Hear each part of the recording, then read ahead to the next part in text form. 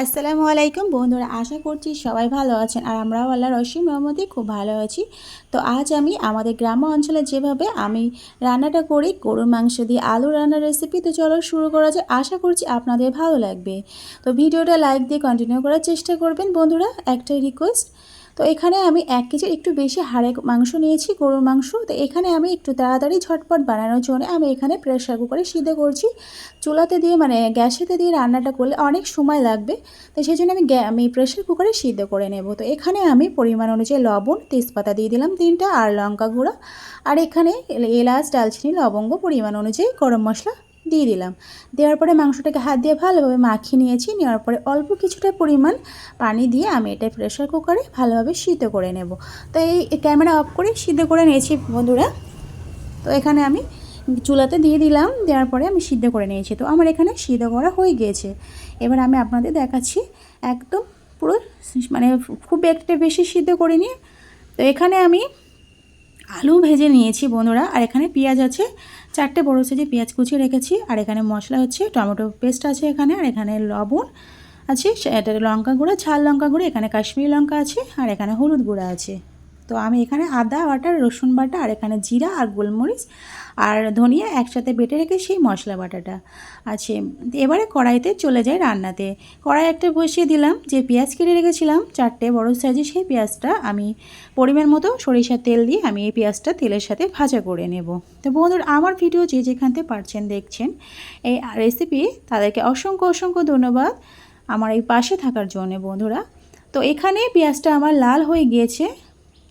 তো এবারে আমার যে মাংসটা সিদ্ধ করে রেখেছিলাম সেই মাংসটাকে আমি দিয়ে পেঁয়াজের সাথে একটু ভালোভাবে ভেজে নেব, আর মাংসের যে ঝোলটা ছিল সেটাকে দিয়ে আমি ভালোভাবে কষে নেব। তো যারা এখনও জানেন আমার নতুন, তাদেরকে প্লিজ সাবস্ক্রাইব করার জন্য অনুরোধ রইল। আর যে বাটা মশলাটা বেটে রেখেছিলাম, আদা বাটা, রসুন বাটা, আর হচ্ছে গোলমরিচ, জিরে, ধনিয়া বাটা, সেটা দিয়ে দিলাম। আর যে মশলাটা ছিল লবণ, আর হচ্ছে হলুদ গুঁড়া, লঙ্কা গুঁড়া, আর কাশ্মীরি লঙ্কা গুঁড়া, সব উপকরণগুলো দিয়ে দিলাম। দেওয়ার পরে মাংসের সাথে একটু ভেজে নেব, যাতে করে কাঁচার গন্ধটা না থাকে। এবারে মাংসের যে ঝোলটা ছিল সেই ঝোলটা দিয়ে আমি মাংসটাকে ভালোভাবে কষিয়ে নেব। আমি কিন্তু এখানে মাংসটা খুব একটা বেশি সিদ্ধ করে, মানে 80% সিদ্ধ করেছি, আর বাকি 20% রান্নাতে কষতে কষতে আমার রান্নাটা হয়ে যাবে। আবার বেশি সিদ্ধ করে ফেললে রান্নাটা কিন্তু ভালোভাবে কষানো যাবে না, মাংসটা বেশি অতিরিক্ত গলে যাবে আর ভালো লাগবে না খেতে। তারপরে দিয়ে দিলাম টমেটো পেস্ট। টমেটো পেস্টটাকে দিয়ে আবার একটু টমেটোটাকে একটু ভেজে নেব, কারণ কাঁচা টমেটোটাকে গন্ধটা কাটানোর জন্যে। তো এবারে মশলাটা ভালোভাবে কষানো হয়ে গিয়েছে, আবার কিছুটা পরিমাণ আমি ঝোল দিয়ে দিলাম। দেওয়ার পর এইভাবে ভালোভাবে কষতেই থাকবো বন্ধুরা, দেখতে পাচ্ছেন। এবারে আমি একটু ভালোভাবে কষানো হয়ে গিয়েছে। এবার যে আমি আলু ভেজে রেখেছিলাম বন্ধুরা, সেই আলুটা আমি এবারে দিয়ে দেব, কারণ আলুটা সিদ্ধ হতে একটু সময় লাগবে।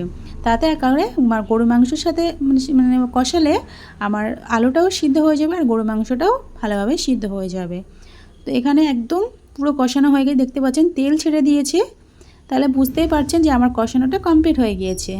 এবার আমি যে আলুটা ভেজে রেখেছিলাম সেটাকে দিয়ে দিলাম। দেওয়ার পরে ভালোভাবে একটু কষিয়ে নেব। প্রথমে আমি একেবারে ঝোলেতে দিইনি, অনেকে কি করেন ঝোলে আর পানি পরিমাণ মতো দেওয়ার পরে তারপরে আলুটা দেয়, আমি কিন্তু ফার্স্টে একটু আলুটাকে কষিয়ে নেব।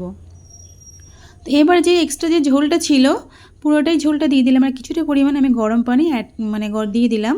দেওয়ার পরে ঢাকনা চাপা দিয়ে এটাকে আমি রান্না করে নেব একদম স্লো আছে 20 মিনিটের মতো। আমার এখানে 20 মিনিট লেগেছে বন্ধুরা।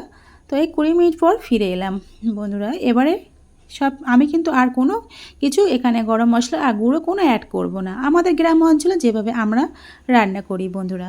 তো এই আমার এই গ্রাম্য অঞ্চলের এই গরু মাংসের আলু দিয়ে রান্নার রেসিপিটা কেমন লাগলো আপনারা কিন্তু কমেন্টে কিন্তু জানাতে ভুলবেন না, আর লাইক করবেন, প্রয়োজনে শেয়ার করবেন বন্ধুদের কাছে। তো বন্ধুরা দেখতে পাচ্ছেন কালারটা কত সুন্দর হয়েছে। তো আপনাদের কাছে আমি পরিবেশন করে দেখাচ্ছি মানে কেমন হয়েছে। আর পুরনো বন্ধুরা কিন্তু কমেন্টে কিন্তু জানাতে ভুলবেন না, নতুন বন্ধুরা সাবস্ক্রাইব করে পাশে থেকে যাবেন। খোদা হাফেজ।